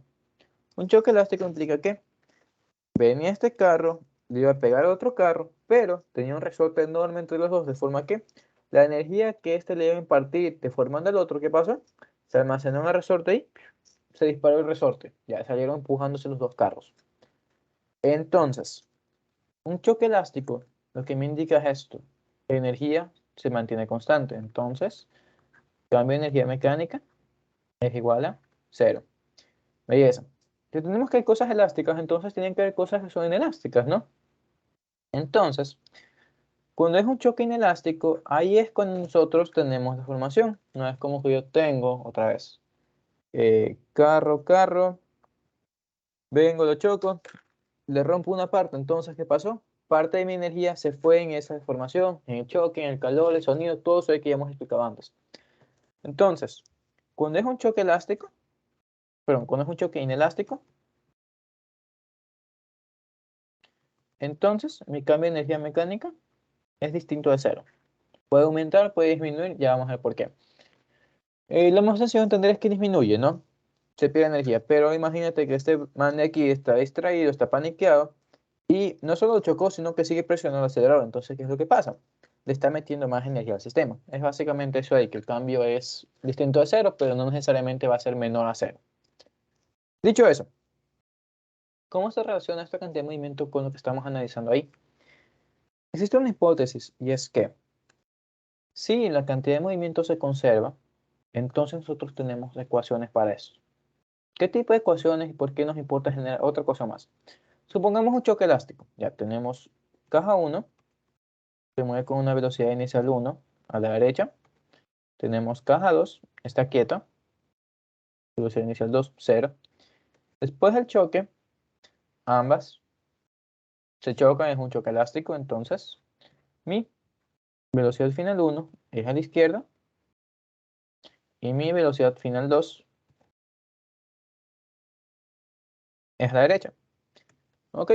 Entonces, si decimos que la energía se conserva, ¿qué implica eso de energía mecánica antes y después del choque? Que es igual, ¿no? Eso de cabeza lo pusimos arriba, lo estoy diciendo, se conserva. Entonces, lo ponemos por aquí. ¿Y qué tenemos esto? Sabemos que esto va a ser igual a un medio más a velocidad inicial de 1, pero más a 1, velocidad inicial de 1 al cuadrado. Esto va a ser igual a ¿qué? A un medio más a 1, velocidad final de 1 al cuadrado, más un medio más a 2, velocidad final de 2 al cuadrado. Belleza. ¿Qué datos de esta ecuación ustedes conocen? Ya, esto lo conocemos, conocemos las masas, pero no hay nada más. Entonces, si vemos en la ecuación, si le hacemos el chequeo, ¿qué pasa? Masa 1 conocemos, velocidad 1 conocemos, masa es lo mismo, pero no conocemos velocidad final 1 ni velocidad final 2. Entonces, ¿qué sucede? Mi ejercicio no lo voy a poder resolver porque tengo una sola ecuación para dos incógnitas. Entonces, Ahí viene el rescate, todo lo que estuvimos analizando. Si la cantidad de movimiento se conserva, porque en choque siempre se conserva, entonces, ¿qué ocurre? Tenemos entonces cantidad de movimiento inicial es igual a cantidad de movimiento final, de forma que al inicio que se mueve solo masa 1 por velocidad inicial 1. ¿Esto a quién va a ser igual? Va a ser igual a masa 2, velocidad final 2, menos, porque se mueve a la izquierda, menos masa 1, velocidad final 1. Aunque parezca algo absurdo, nosotros ya con esto tenemos dos ecuaciones para las dos incógnitas que nosotros estamos tratando. Entonces, esto ya es mucho más sencillo de resolver y de hecho ya se puede resolver, antes no se podía. ¿Y qué procede con esto? Nada, literalmente es despejar alguno de estos dos, meterlos arriba y resolver esa ecuación cuadrática. Nos va a dar dos respuestas, ya veremos por qué cuando hagamos ejercicios de impacto, pero quiero que se entienda la importancia de esto para choques elásticos. Para choques inelásticos, nosotros de cabeza sabemos que energía no se conserva, entonces esto no suele ser necesario, a menos que a nosotros nos digan que calculemos el efecto de, y no sé, las fuerzas no conservativas, ¿no? Esto del choque, el calor, toda esa vaina ahí. Entonces, ¿qué procede? Por un lado, un choque inelástico lo que hace es que mis dos bloques se terminen uniendo, es decir, los dos se quedan pegados como que fueran imanes, como parejitos en un cuarto que no está nadie más.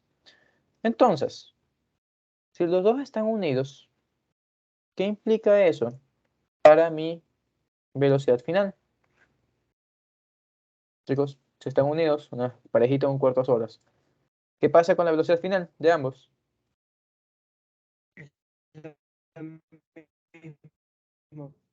Simón, no te reconocí la voz, tienes el internet mal, lo soy yo, pero bueno, en efecto, la velocidad va a ser la misma, entonces, Mauro, es la misma. Mauro, a ver, Simón, yo te entendí bien. Simón, entonces, nosotros ya podemos ahí tener una relación de velocidades, no simplemente que agrupar, y lo mismo acá abajo, ¿qué sucede? Si se quedan unidos los dos, ¿qué ocurre? Ahora ambos tienen la misma velocidad final, y si esto lo conocemos, entonces, ¿qué sucede? Número es igual a número por velocidad final 1. Entonces, ¿qué sucede? Podemos encontrar la velocidad final 1, meterla acá arriba, así conocemos la energía mecánica final y así podemos nosotros calcular el trabajo que se perdió o la energía que se perdió durante el choque. ¿Ok? ¿Entendido entonces la importancia de las ecuaciones aquí? Sí. Ok, belleza. Un ejemplo bastante vago de esto es las Newton's Cradles. Tiene una traducción algo chistosa, por eso no quiero decir. Pero bueno, ¿por qué se mueve ese sistema aquí? Ya. ¿Por qué se mueve la pelota que está en el otro extremo y no las en medio?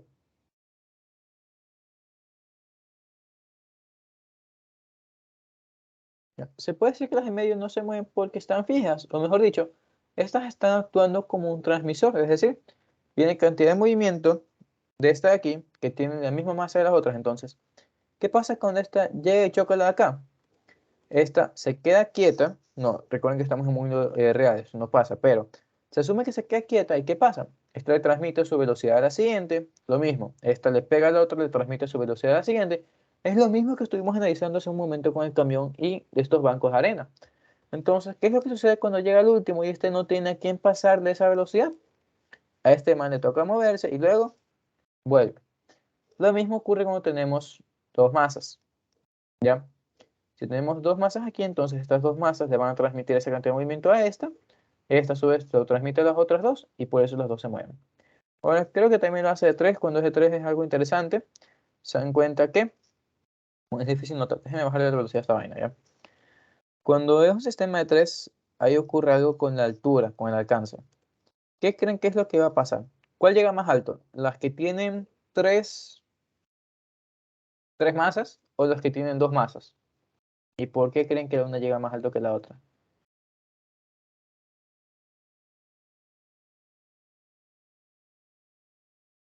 Ahora, bueno.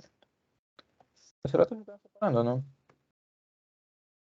No, siempre están unidas en 3. Claro, es que en momentos siempre se tienen que conservar.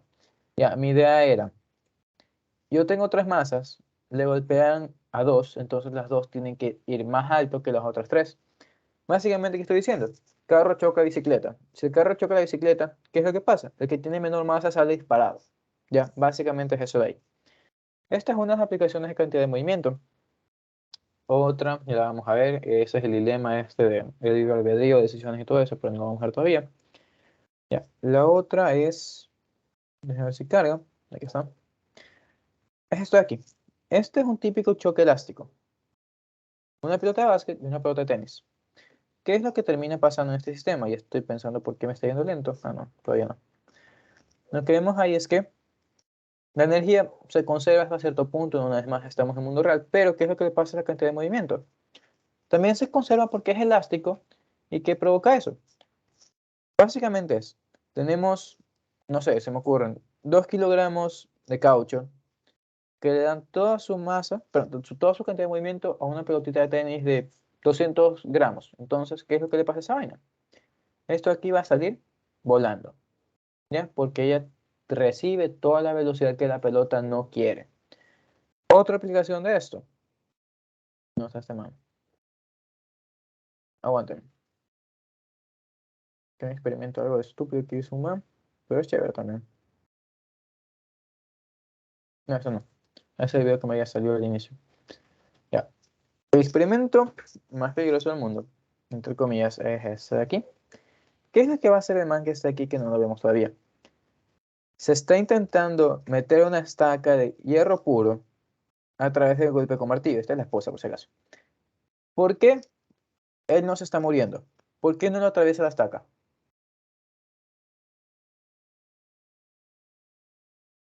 Hagan diferencia. Madera, no sé, imagínense que la madera es un pedazo de plástico nada más. Pedazo de madera contra pesa. ¿Qué es lo que pasa si ustedes le lanzan una pluma a una pesa de 20 kilogramos? ¿La pesa se va a mover o no? No, no. Ya sé, es por eso mismo que no le pasa nada al pecho. Porque la Claro, madera no le básicamente hace no se nada. mueve. Ujú. No le hace nada porque la distribución de masas es, digamos que es bastante opuesta, ¿no? Si queremos hacer esto en ecuaciones, ¿qué tenemos? Oh, esa es la mayoría, son mapas, pero bueno, ustedes van a aprender más. Tenemos masa madera, vamos a decir que la masa de la madera es de 0.5 kilogramos y la mano lo está pegando con una velocidad de 20 metros por segundo, ya por decir algo bestia. Pero como hay conservación de cantidad de movimiento, ¿qué es lo que sucede? Esto tiene que ser igual a la masa del hierro por la velocidad del hierro. Entonces, ¿qué sucede aquí? La masa del hierro aumenta, entre comillas, y como esta vaina aumenta, entonces, ¿qué es lo que le pasa a la velocidad del hierro? Tiene que disminuir, ¿no? Para que esto permanezca constante. Entonces, esto que la masa aumenta y la velocidad disminuye realmente es una apreciación mía, es una forma de explicarlo, pero si queremos hacerlo numéricamente, ¿qué vamos a hacer? Vamos a decir que esta masa de hierro es de, no sé, vamos a meterle 10 kilogramos, es pesadita. Entonces, si queremos calcular con qué velocidad se está clavando la estaca al pecho, ¿qué tenemos que hacer? Simplemente despejar la ecuación de qué nos queda. Velocidad del hierro es igual a velocidad de la madera por la masa de la madera sobre la masa del hierro.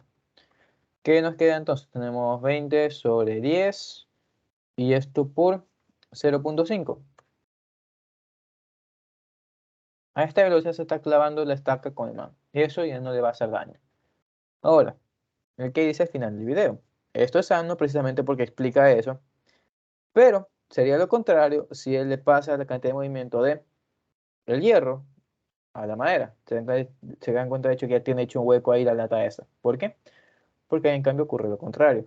Si estamos empujando ahora el hierro con 20 metros por segundo hacia la madera, ¿qué velocidad va a tener al final la madera? Veamos.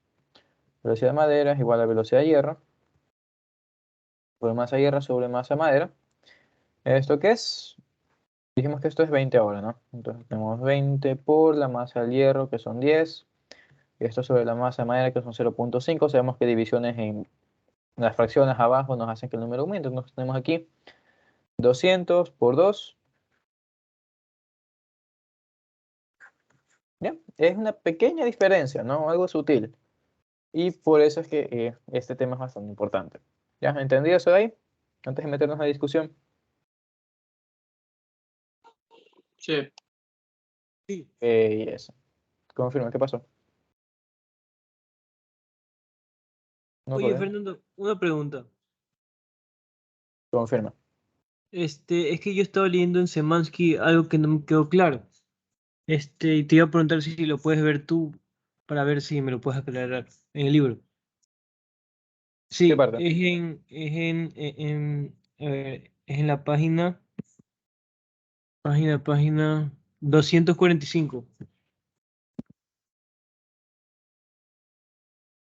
Un montón. No, es más arriba, es más arriba. Parece que tú tienes otra edición.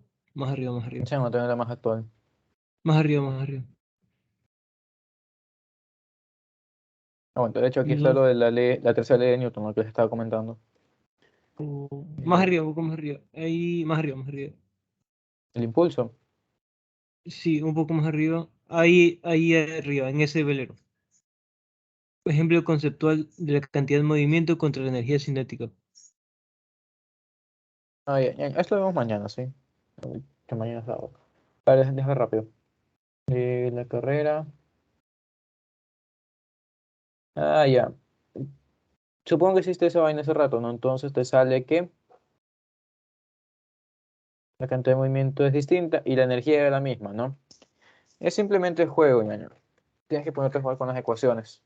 O sea, es que dice que dos veleros, uno de masa m y otro de masa 2m, realizan el mismo trabajo, ¿verdad? Ujú, ya. Porque se desplazan lo mismo y la fuerza es la misma. Pero ahí dice, ambos veleros están sujetos a la misma fuerza F, pero tardan tiempos diferentes. ¿Cómo saben que tardan tiempos diferentes? ¿En qué se Ya, basan? tienes una masa de... Estás moviendo un colchón y estás moviendo un mouse. ¿Cuál lo mueves más rápido? El Si usas la mouse. misma fuerza. Es eso El nada más. mouse.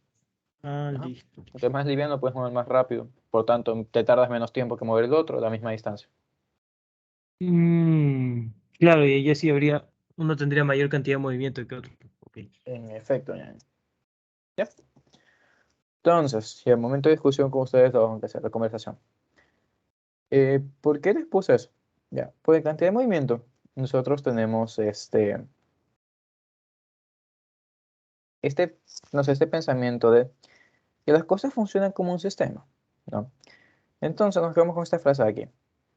Si el universo es un sistema de partículas, entonces la cantidad de movimiento de todo el universo tiene que permanecer constante también. No, no hay nada que nos diga que no tiene que ser constante. Entonces, ¿qué te estoy diciendo? Estoy diciéndote, sí. Yo tengo una caja. Quiero que le pegue a otra caja. Y yo conozco las condiciones iniciales de todo ese sistema. Entonces, aunque la caja esta no quiera, se va a terminar moviendo por efecto del golpe de la otra, ¿no? Entonces, ¿qué diferencia hace eso de un átomo de tu dedo con otro átomo de tu dedo con el átomo de otra persona? Todos somos masas, entonces, si tú empujas a otra persona, esa persona se va a mover. Tú empujas un átomo del hueso de tu dedo, la punta de tu dedo se va a mover. Entonces, voy a que todos los movimientos ya están prefigurados, ¿sí? Y de hecho, de eso trata esta frase, ya. El video en sí de Veritasium lo que te dice es que el efecto mariposa es un concepto que es bastante dependiente de condiciones iniciales. De hecho, hay algo que se llama doble péndulo y es algo caótico. Déjame buscar. ¿Qué es lo que pasa con este doble péndulo? Más la idea, tengo aquí un doble péndulo, entonces yo suelto este sistema y ¿qué ocurre? Que aunque yo suelte mi péndulo de la misma posición, como nosotros no podemos realmente asegurar que sea la misma posición, aunque yo tenga la distancia de un átomo de diferencia de altura, eso lo que va a hacer es que mi péndulo tome una dirección completamente distinta al que tiene, una distancia atómica más. Entonces, veamos. Ya te das cuenta, ahí está este péndulo doble aquí abajo, tiene un movimiento raro, pero requiere más péndulos. ¿Te das cuenta? Es bastante dependiente de condiciones iniciales. Todo esto sigue las leyes de Newton, sigue las leyes de cinemática, pero los tres péndulos son iguales. ¿Cuál diferencia hubo? Hubo una diferencia sumamente diminuta y eso causa que todo el movimiento aleatorio, entre comillas, de después, cambie. Obviamente, si tú conoces la condición inicial perfectamente, tú puedes predecir qué es lo que va a pasar luego. Entonces, Veritas me hace referencia a esto con esta frase. Ya, esta frase aquí la inventó Laplace. El mismo Laplace la transformada de Laplace y otras cosas más. Entonces, el man dijo esto. Si es que hubiera un ser que conoce las condiciones iniciales de todas las moléculas, todas las partículas en el universo, entonces, como él conoce las condiciones iniciales, él puede simplemente con las leyes de Newton, con fuerzas y con lo que estamos viendo ahorita, con conservación de cantidad de movimiento, él puede entonces predecir dónde van a estar las cosas en cualquier momento, cuándo van a chocar, cuándo se van a separar. ¿Por qué? Porque una vez más, todos somos cajas que nos estamos pegando unas contra las otras. No tenemos razones para no obedecer las leyes de Newton. Entonces, de hecho, esa es la razón por la que tengo la frase aquí impresa en mi abrigo, que es lo que algunos llaman Dios, otros llaman física, y eso, esa es una frase de Nikola Tesla. Y todo recae en eso. No, y si te das cuenta, si todas las masas ya están destinadas a ir a algún lado, chocar con otras, rebotar, entonces, y tú eres una masa, ¿no? Que hace todo eso. No estás tomando decisiones nunca, nunca. Todo lo que tú piensas que has hecho es una ilusión, ya está todo predeterminado que iba a pasar desde antes. ¿Ya? Entonces, a ver, refuten. Se quedaron psicoseados con ese razonamiento. A ver, lo puedes repetir, lo puedes repetir. Oh, fueron 15 minutos de monólogo, ahora ya. Hermano, o sea, yo también pienso que, o sea, no estamos 100%, como decir, libres de elegir, porque, o sea, desde nuestro subconsciente, nuestra conciencia, ya tenemos como estigmatizado o vemos desde un punto de vista, ya sea por donde nos criamos o la educación que hemos tenido con nuestros padres, y depende a esa educación o lo que hemos vivido, tendemos a tomar ciertas decisiones y no estamos 100%, como decir, libres de poder elegir algo, sino que ya En venimos. efecto, el destino ya está hecho. Literalmente está escrito. Ajá, es eso. No, entonces, no existen los pensamientos, son simplemente electrones en tus neuronas, que asimismo los electrones son masas, se están moviendo. Entonces, como son masas, todo sigue las mismas leyes de Newton, así que los pensamientos no existen. Los signos zodiacales tampoco existen, son una estupidez. Pero que voy es eso, todo es una ilusión. Te da como que una crisis existencial de lo que has hecho realmente no Ah, vale nada ya. porque sí o sí iba a pasar. Como ya cogiste Espérate, la idea, espérate, ¿no? espérate. Pero, ¿qué puedes decir de los casos aislados? De los casos que, por ejemplo, ¿cómo te digo? O sea, porque tú sabes que, este, ¿cómo decirlo? Hay una probabilidad súper diminuta, casi ínfima, de que algo suceda. Ah, esas Por- vainas de física cuántica. Sí, todo sigue las leyes de la física. Sí, pero lo que yo te digo es que para esa partícula, es decir, en este caso, para esa persona, el destino, o sea, no, ¿cómo decirlo? Algo que le pasó fue aleatorio, es como que te ganes la lotería. Por ejemplo, yo que sé, a los 60 Todo años, esto de aquí, ¿no? Todo esto es condiciones iniciales. No, ¿por qué te ganas la lotería? Porque fuiste a comprarla. pero a Porque los la 60 pelotita te años. salió ahí. ¿Qué diferencia hace el tiempo en una ecuación? Chuta. No, no sé nada. Tú solo evalúas el numerito ahí con... Por ejemplo, de hecho, a lo que Laplace dice al final es que si existiera esa vaina ya, ese ser que te hace todo eso, él lo bautiza como el demonio de Laplace.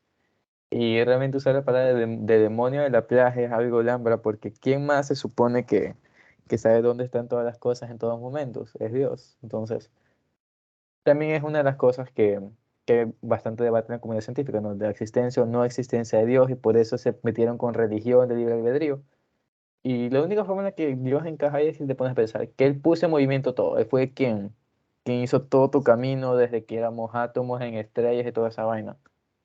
Entonces, no sé, es un pensamiento reconfortante, ¿no? Como que une todo, una religión, una ciencia, pero no de una forma estúpida. Te dicen, no puedes debatir contra la religión. No, me aburre. Todo está ahí metido, cantidad de movimiento. Chuta. Sí, al principio te da un vacío existencial, como que no importa lo que estoy haciendo, pero te queda la ilusión Simón, de saber que escogiste el camino al bien, ¿no? Porque allá puede ser también como que uno puede escoger entre ser bueno o ser malo. Y sí, puedes escoger, entre comillas, todo es una gran comilla. Simón, ojalá que pueda analizar eso para ver si sigo, si no, para darme de baja. No, esto sigue nomás. Es la idea que se mantiene el control, pero es un pensamiento curioso nada más. Es chato. Tú, Claro. Mauro, confirma. Espérate, es que lo que yo, a mí me deja la duda es que tú dices de que si existe algo, en este caso, que se denomina Dios, que conoce las condiciones iniciales, ya luego ya puede conocer todas las condiciones finales. Perdón, Sí, lo que va a pasar finalmente. sí, Ah, o sea, lo que me estás diciendo es de que todo está predeterminado Simón. En efecto. Y físicamente. puedes usar esa labia con la chica de estábamos destinados y le explicas por qué. Se queda así también, Chiva. psicoseada. Entonces sí lo hice con Gloria también. Gloria es mi prometido. Ujú. También le gustó esa idea de que el destino estaba ahí. Pero, no sé, es una idea hermosa. Y los pendos no Sí, se dan pueden cuenta. aplicar Todo eso. no, es hermoso. Ya pues, nada, tienen el video ahí, pueden terminar de verlo, el de Veritaseum en español que les pasé. Cuando si no pasa, ahí se los cruzo. Creo que sí. Ya pues, en las preguntas, ¿todo bien? ¿Todo Entonces, claro? el azar no existe. No, no existe. Yo Por eso te creo que digo, sí, porque yo soy saladísimo, apenas soy saladísimo. Diosito dijo que tenías que ser salado y te salió. Eso mismo iba a decir. Él te Qué escogió. malo, Escogió el mejor guerrero. el mejor guerrero, En Simón. efecto. A ver, podemos Pero quedarnos igual, conversando, pero ya la grabación la voy a terminar aquí. Vale, ya. dime esa vaina. Por Pero igual creo que, o sea, nadie ha logrado, ¿cómo es? Hallar las condiciones iniciales porque creo que también se puede aplicar Claro. eso del principio de certidumbre.